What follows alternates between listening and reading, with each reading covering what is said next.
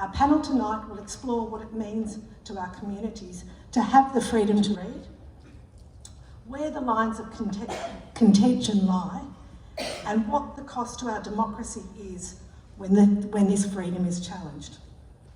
Our panel facilitator tonight is Georgia Richter. Georgia is a publisher at Fremantle Press and an author. On the panel we have Holden Sheppard. Holden is a WA author whose award-winning books include his coming-of-age novel Invisible Boys, about young gay men in rural Australia. And we have Alison Oliver. Alison is the President of Public Libraries WA and has worked in local government libraries for the last 35 years. She is currently the Manager of Library Services at the City of Rockingham. And we have Dr. Christian Mauri. Christian is an internationally published sociologist, biographer and community organiser. And every month he presents the popular politics at the pub events at the local hotel in South Fremantle. This year he was Fremantle Citizen of the Year, and he regularly presents de-escalation training to library staff. Please make our panellists welcome.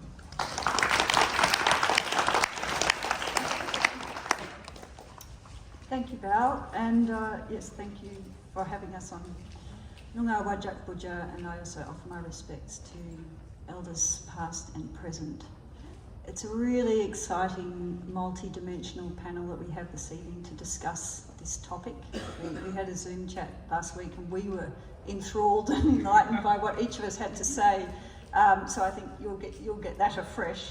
And we're really talking about libraries as a public forum and a place beyond social media where these things are played out face to face and there are actual interactions, and each person here has some experience of that. I gather quite a few of you are librarians, is that right? Yeah, so some of this may chime with you as well, and we will go to questions at the end because I think people may have questions to ask and things that they would like to say. I would like to ask each of the panellists actually to introduce themselves to you. You've had a brief bio from Val, but if you would like to tell me who you are, particularly in relation to libraries, I think that would be really interesting for the audience. Holden, you want to go first? Happy to, Georgia. Evening, everyone. So I'm an author. That's my bread and butter. I've had 2 books published, Invisible Boys and The Brink, both upper young adult novels in the 15 to 18 kind of readership, which is why they get targeted sometimes. They're both involving gay protagonists or gay and bisexual young men. Apart from that, I have served as the Deputy Chair of Writing WA, which is the peak body for writing and literature in WA from 2019 to 2023.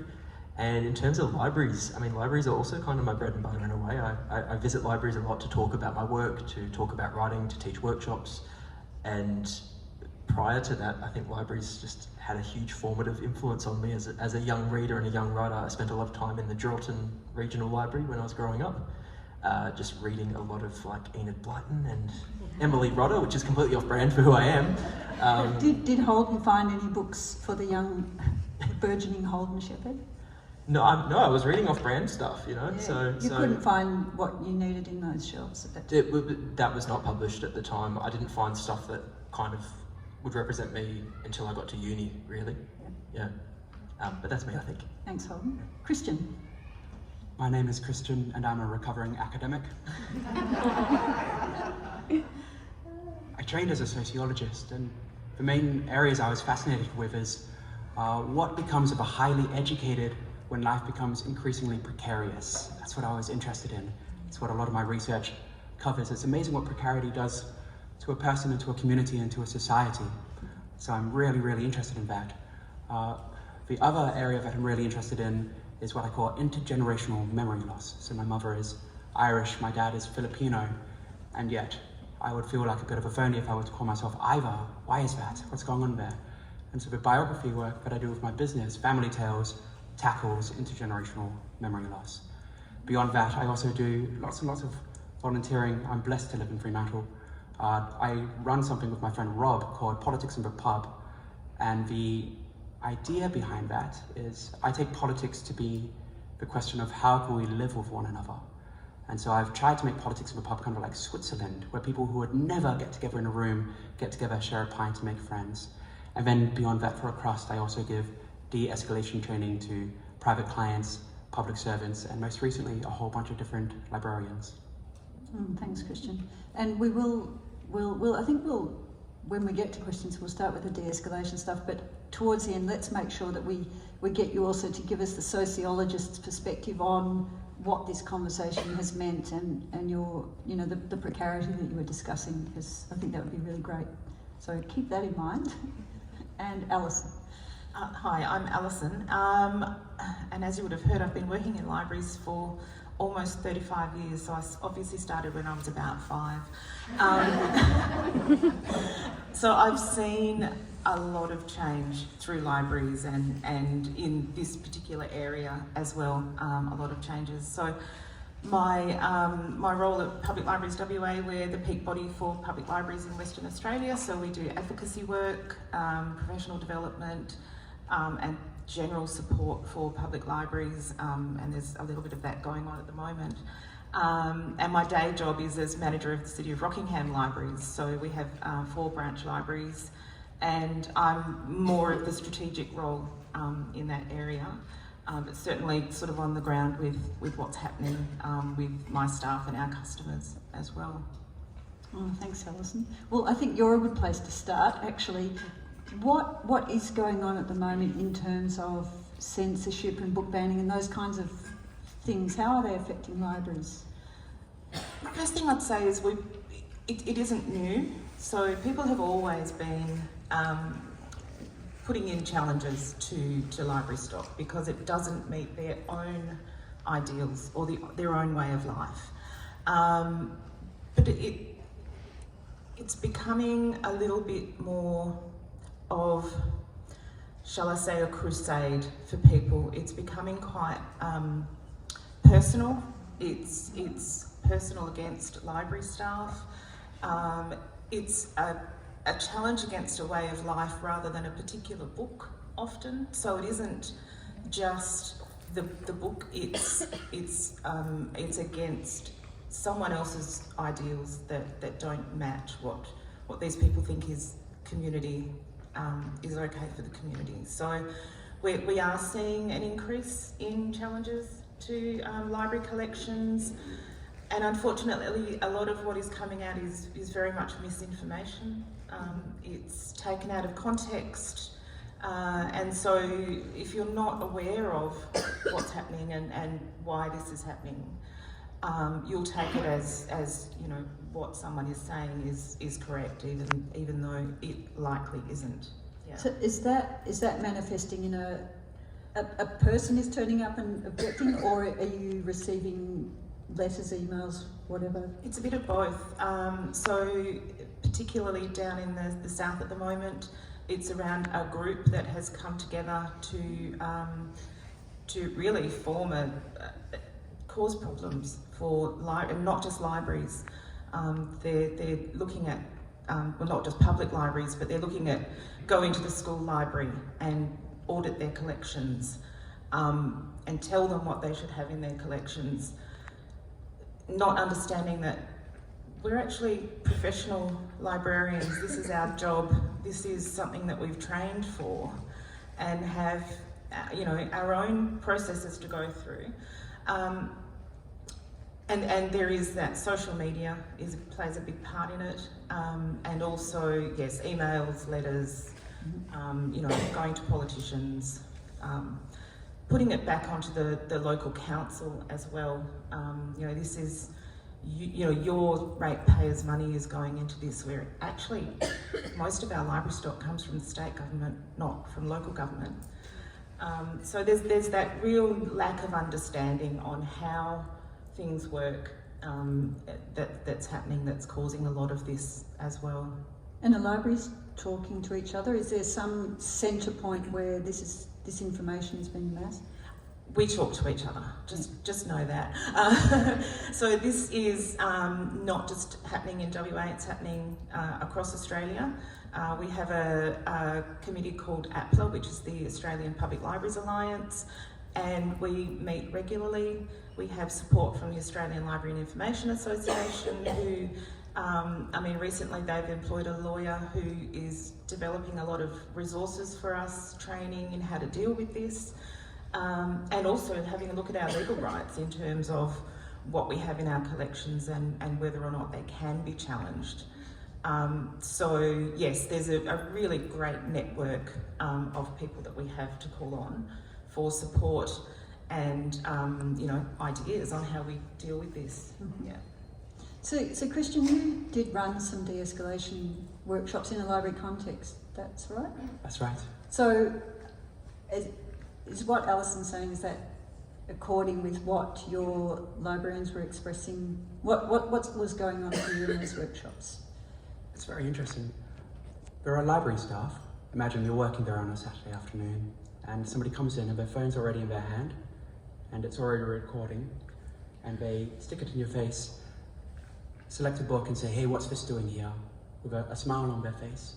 The look on these people making the complaints face is not the look of the aggrieved, but of the YouTube content creator, the Scallywag. So something to keep in mind here, and it's so funny. Often when it comes to de-escalation training, the whole idea is an escalated person can't de-escalate another person. So for the love of God, keep your head on your shoulders. The people making the complaints oftentimes aren't escalated. It's just the library staff being escalated because they can see that here is an agent provocateur, a cynical actor coming in, putting their face on the internet to make a complaint. You can imagine that it's quite agitating. So a point that I would make here, a sociological point, when we discuss challenges to books and book banning, it's very easy to view that as the sign of an increasingly puritanical time, a time of moral panic. Please keep in mind that it correlates strongly to the age of the content creator and the scallywag. So it's not just about the content of the book, it's about the content creator as well. Mm-hmm. And are there also instances of an aggrieved person who's coming into the more the moral panic category of, someone who's, yeah. Yeah, the two ways I've had people tell me about this. The first is, there's the whole thing, a person had an entire life before they met you that afternoon. So there could be somebody and they come in and they've had a bad day or a bad week or a bad life, and then they see something on the shelf, which to them is not just a book, it's an indication that the world is not the world that they want to be in. Mm-hmm. They fly off the handle. And for that kind of person, it can be extremely confrontational. It can also be kind of heartbreaking because you can see they've objectified the library, they've objectified the staff, they've even objectified the book as an indication of their discontent. So I suppose the second point to make is it's not the content of the book, but it's the discontent of the complainer as well. Mm-hmm. The final point that I would make is there's another group, which is the organized groups, which make a concerted effort. This is what you describe as a campaign. So a fascinating sociological point here, and if you look out in the wild, you'll spot this. You'll see it everywhere. Once a social movement or a cause or activism becomes sufficiently entangled with your identity and with your community, enough is never enough. You achieve your end, you achieve your campaign, come to the end, and then you'll look out for another grievance to take up your time and take up your motives. So for these people, I would describe them as, I suppose, vocational crusaders, if you want to put it that way. So they may wash through and then go on to something else beyond the library.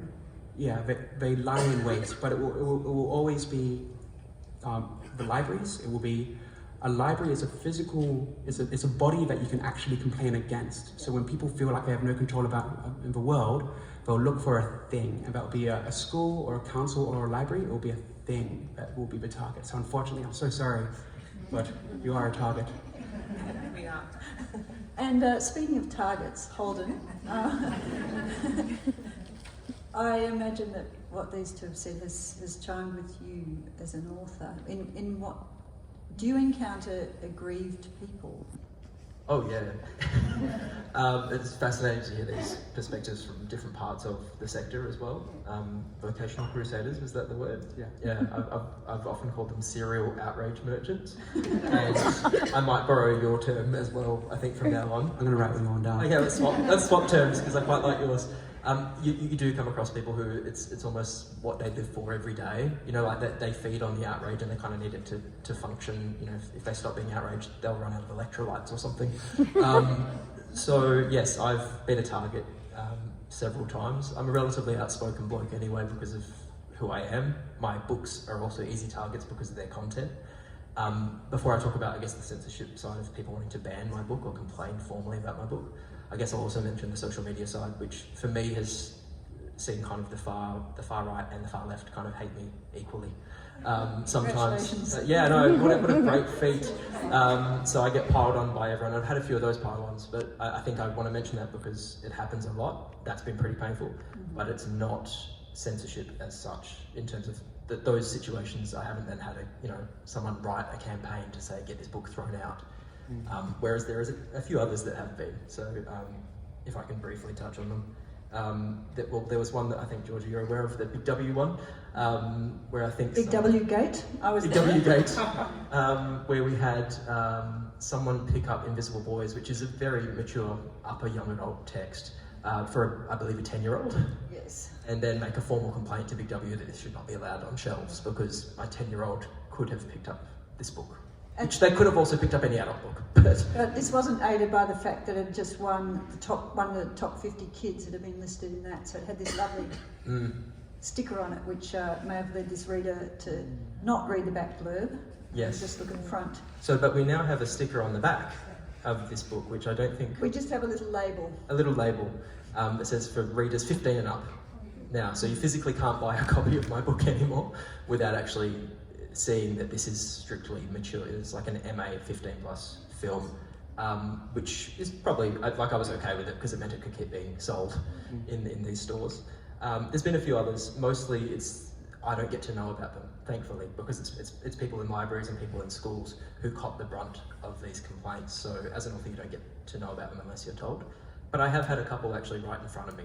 So I've been delivering a talk at a school and a teacher has literally just interrupted me mid-speech and said, your book deserves to be thrown out of bookshops, it's pornography.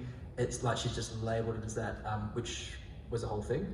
There was another one where I was presenting to about 40 English teachers to talk about this. It's taught in some schools that are progressive for 11 and 12s only, obviously, year 11 and 12s, it's a senior text.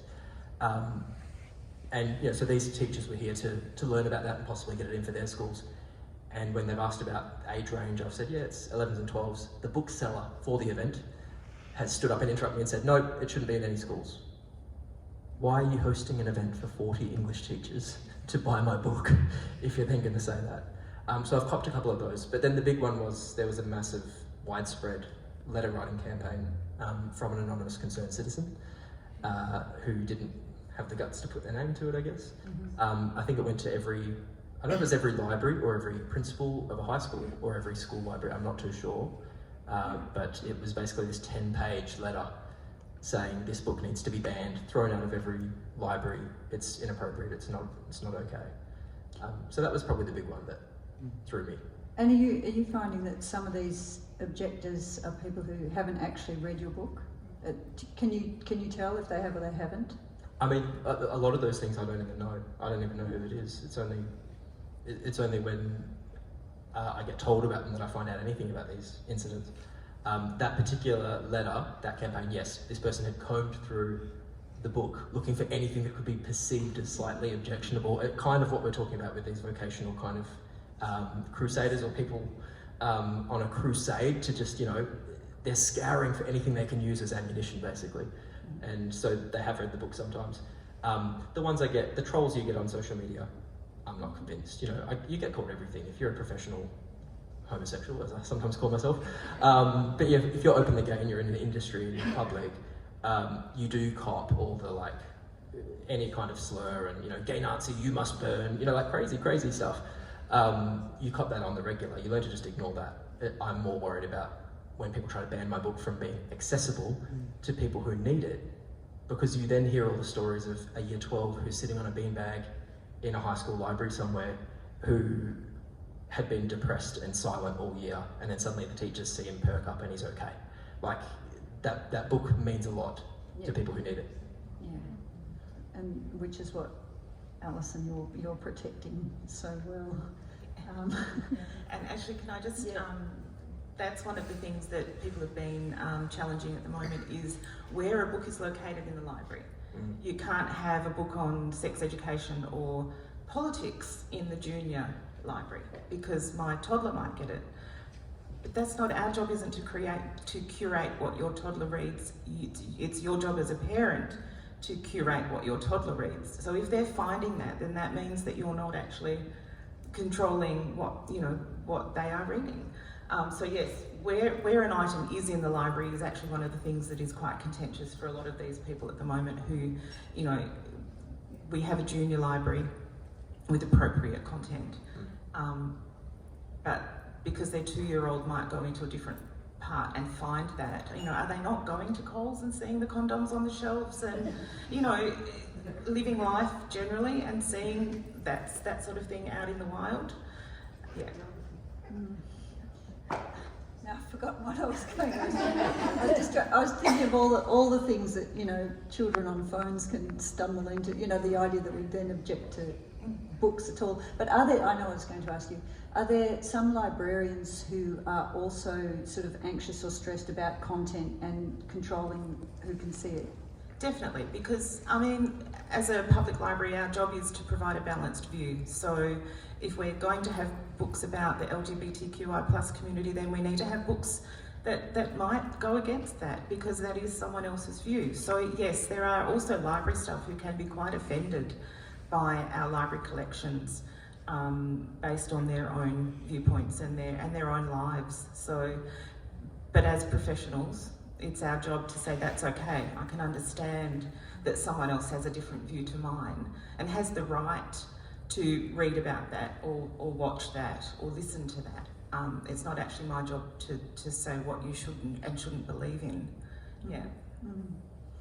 And Christian, earlier you used the word scallywag. Now I think actually you're choosing your language carefully, aren't you, when you're talking about two sides who may have different views and how one actually, what language one uses when discussing this. Presumably some terms are more incendiary than others, and there are ways of de-escalating through how we actually talk about these things. I'm so glad that you brought that up. Yeah, it's amazing. There are so many little things that we do, word choices that we make, which kind of make us horrible poker players. They show our hand. Earlier, Holden, you mentioned the left and the right. Could you imagine a more one-dimensional view than left and right? That's literally one-dimensional, right? The moment you do that, you've pitted a kind of a moral cultural war in which this stuff is always located, which makes the scallywags disappear, right? If you keep your eyes open and realize people behave this way for all kinds of different reasons, that's the trick. That's the sociological imagination at work. In terms of incendiary language, when we had our Zoom meeting last week, which I really enjoyed, I did pick up on the word crusade. I like the word crusade, right? I love it. But words like that, it makes it sound like whoever is on a crusade is pious, is not to be stopped, is violent, and so on and so forth. It's comparable to, if somebody's on your team, you say they made an impassioned speech, but if you don't like them, you say they ranted. For all of these different things that we do, which are fuel on the fire.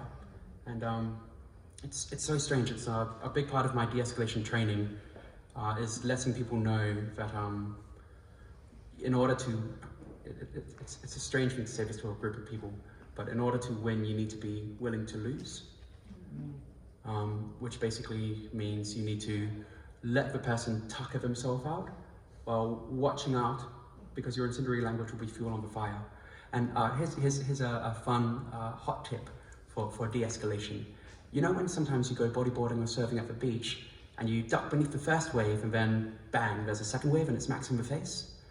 That's how it works with de-escalation, because what will happen is you'll bend over, you'll deliberately lose so that the other person can tuck themselves out. You'll show grace, and then they will respond with glee. And the glee can be extremely infuriating, okay?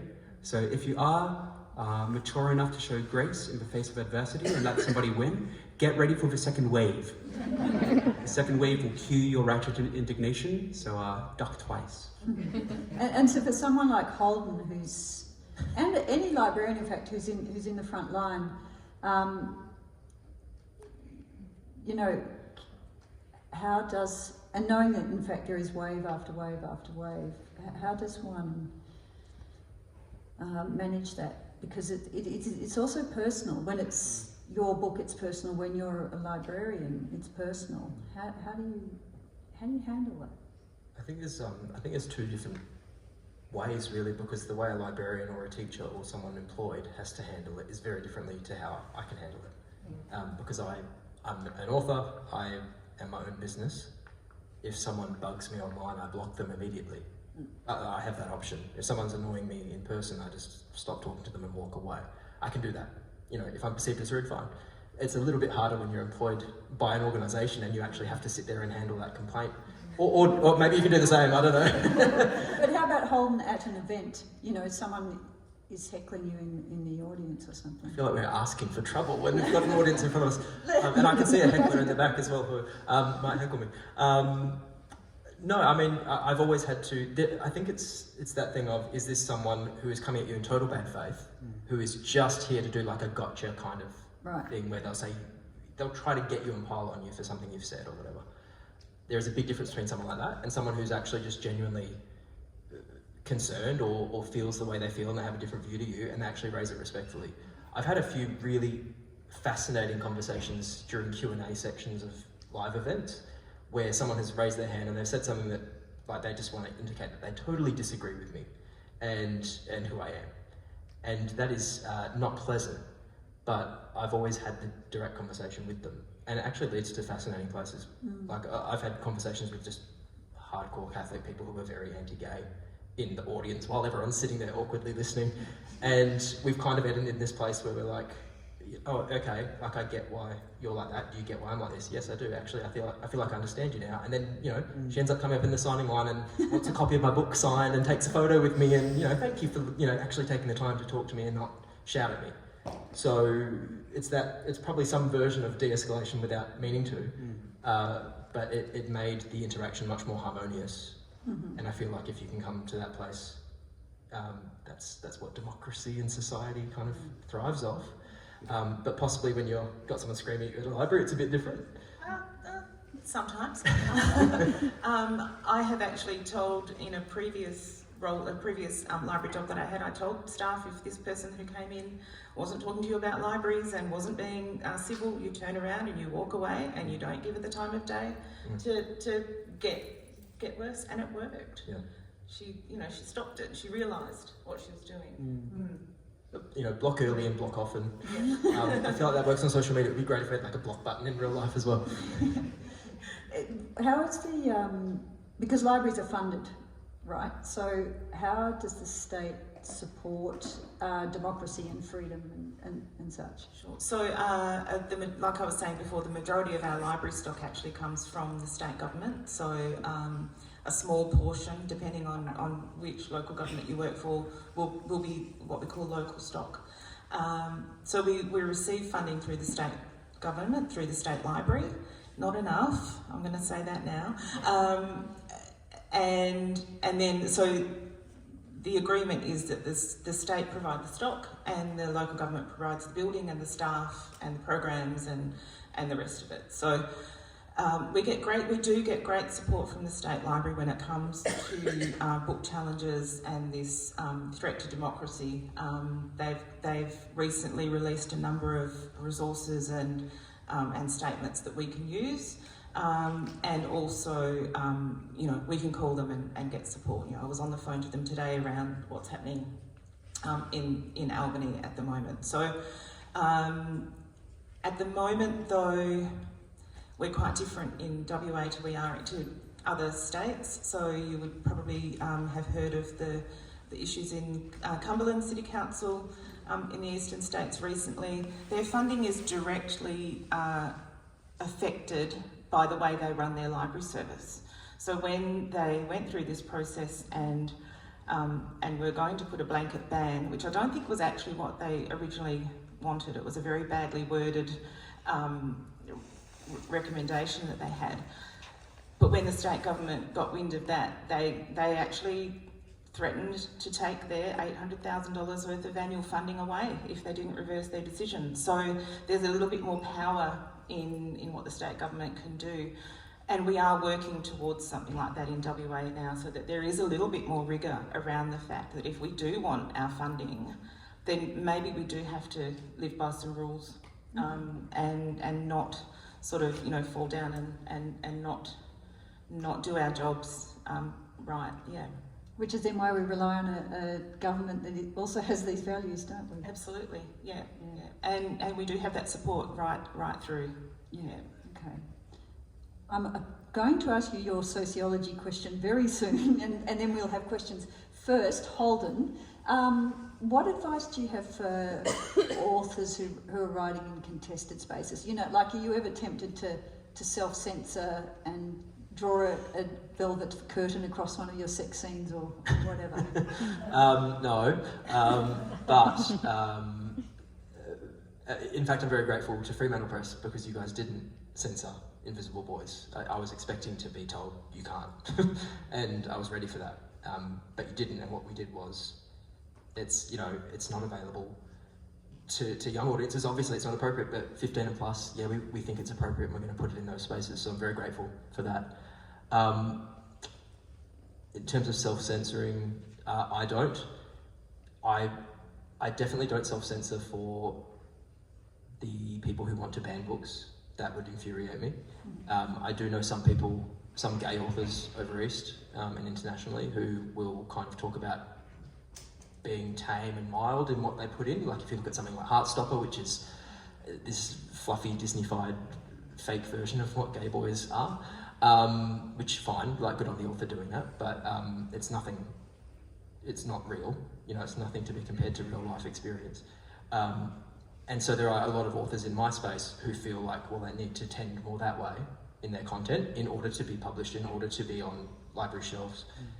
So that's quite frustrating to see in my industry. I stick out a little bit as an outlier in that way because I'm still sitting here going, fuck off, I won't.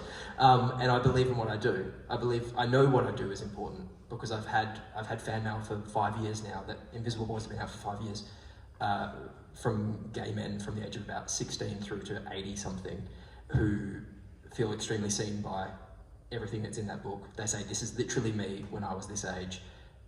Thank you, because I've never spoken to anyone about it. It helps them process trauma. I know it's important. Like, I know this is important stuff. So I'm not self-censoring. But the social media stuff, the pylon stuff does make you, you know, I was editing my third novel, Two Kings, this week, and chatting to a publisher. And there was a couple of lines and he's just gone, you know, how would a general readership respond to this? Thinking kind of about, you know, Goodreads review bombing and, you know, Twitter pylons and things. I said, you know what? I don't feel like, I'm not passionate enough about these couple of lines in this book. So I actually just went, I'm just going to cut them. There's no point. I don't like that. I don't think that's where our industry should go. But I also have a career to protect. And I've seen these pylons play out in real time, and it's the most innocuous thing. You know, I'm not writing anything offensive here, but it's the most innocuous thing that the least generous reader could take a photo and put it online and cause a massive hate mob. This has led to books being pulped in the US. Like they've just ended people's careers for this one innocuous line. I think even Red, White and Royal Blue had something in it that was vaguely political. And like really vaguely political, as in mentioning a country's name, and that was it. And it got pulped and rewritten and edited. I don't like that we're going down that road. I'll never do that about something I'm passionate about. But if there is a random line that I don't care about, and it would be more trouble than it's worth to keep it, I'm now cutting it. Yeah. And I'd also add to that I think that's the role of an editor too, is to ask the author that question. Are you sure you want to say this way because that might be perceived as, you know, and to give, just to alert, and that's increasingly become a part of our job in the last, I'd say especially 5 to 10 years, very much so. That's new too, so maybe it's something we're all managing. Yeah, I think so, and I think I should also add in my response to that is if authors are in my position in my space and they get themselves into one of these situations where you're attacked or you're cancelled or you're banned or whatever, don't do what I did. Don't jump immediately on mine and flip out, because the noise of that kind of outrage makes it like 10 times worse. No one needs that grief. So I'm always kind of telling people now, like, what I do now is I sit on it and I talk privately to my husband, or I talk privately to a friend and I bitch to them about this stupid whatever. But the moment you have a platform and you go online and you use it, that gets magnified by 10, by 100, by 1,000, and it goes beyond the circle of people who know you. Yeah. And it goes to people who have no idea who you are or what your book is about, and you get piled on. So yeah, my advice is always keep it private. Talk about it, bitch about it with someone you know, but don't necessarily act out of anger. Yeah. And so let's... Got the nod of approval, I'm quite happy. let's cross to the man with a doctorate in sociology. What are your observations about what we've been talking about tonight and the sorts of behaviours that swirl around this topic of censorship and scallywagism? Where to begin? You've all been so inspiring with everything that you've said. With what was said previously, I believe, Holden, somebody put it to you whether or not somebody's read your book before they complain about it. So this is really important to keep in mind for democracy.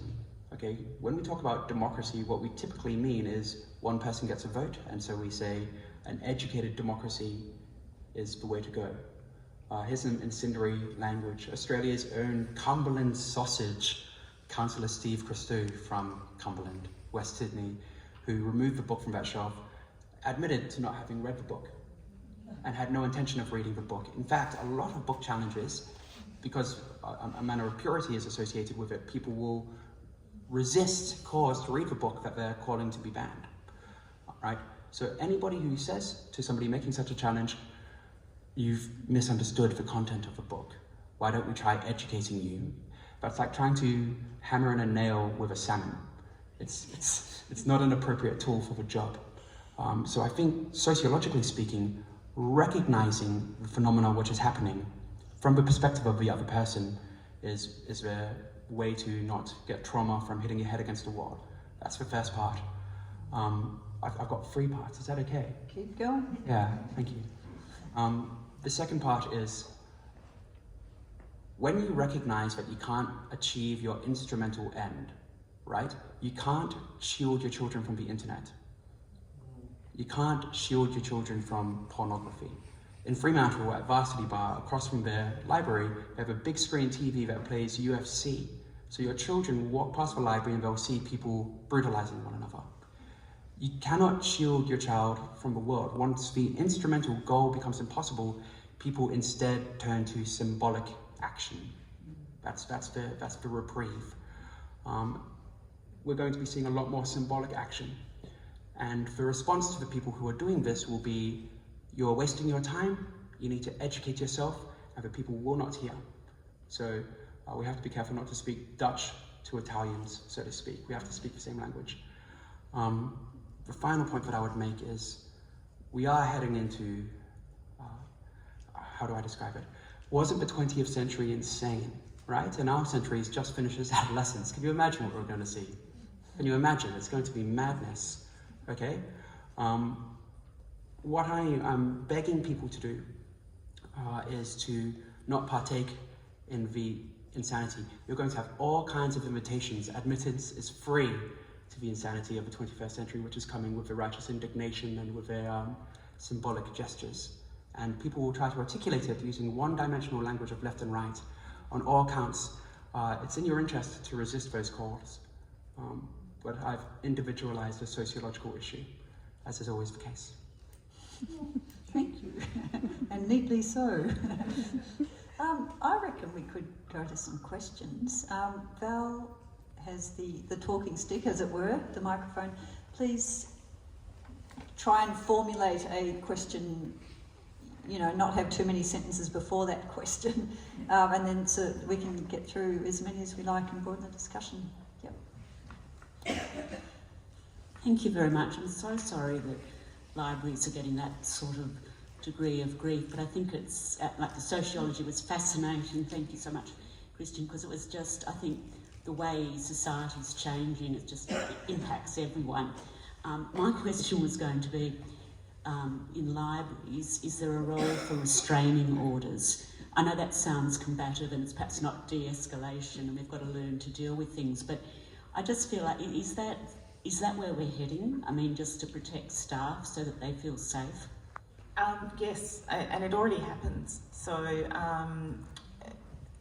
libraries being that very public space, people think that they can come in and act in that way. So many local governments have a local law that states that library staff have the right to ask people to leave, and we also have the right to ban people from coming into the building if they are not behaving in the way that we expect them to behave. So yes, it can happen, and you would normally, you know, not ban someone forever to start with, but definitely it is something that we have to do to protect, and particularly in this age of work health and safety is such a big part of what we do.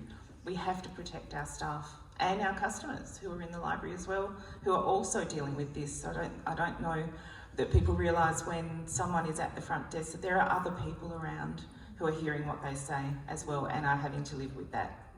Yes. Could I end with a question to the panel, and thank you all for participating then too. And this for all of us to think about, what actions do you think that individuals can take to be library allies and to protect and support democratic processes in this space? Oh, it's a big question. Keep using libraries, keep borrowing these items, and give us the good stories as well. You know, we need those good news stories about how people are using our collections to be able to show what it is we do out there. Great, thank you. Christian? I organise lots of events, and getting people to come along and engage in what we could call civic society is rather difficult. A couple of things that I try to do is, the first one is, sometimes when I invite somebody out, I won't necessarily tell them that it's for an event, because that can be quite anxiety producing. I just say, hey, do you want to hang out? And then when, you know, they get in my car, then we go.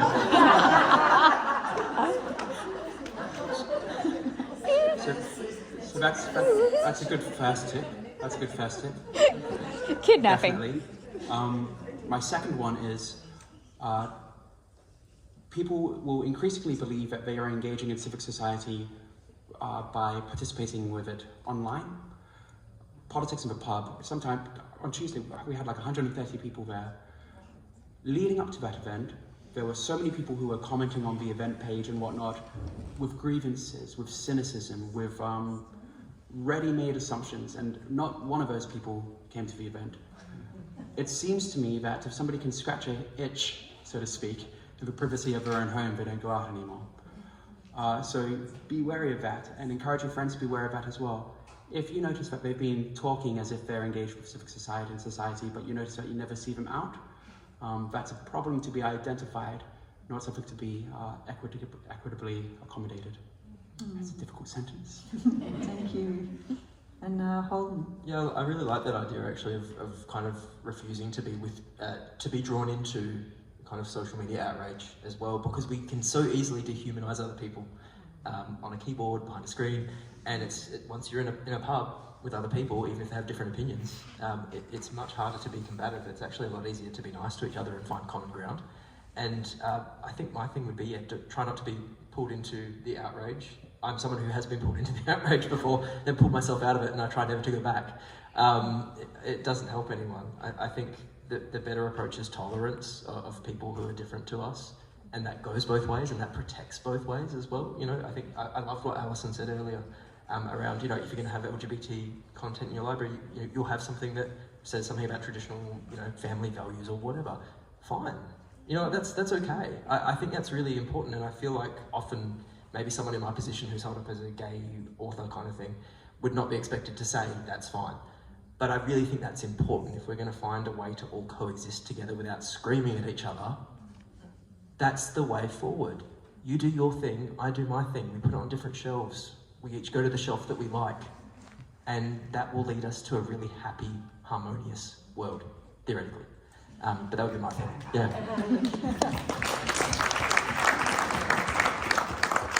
Well, thank you all for really thoughtful and considerate input tonight. I feel quite positive and hopeful that if we only all talk to each other, all will be well.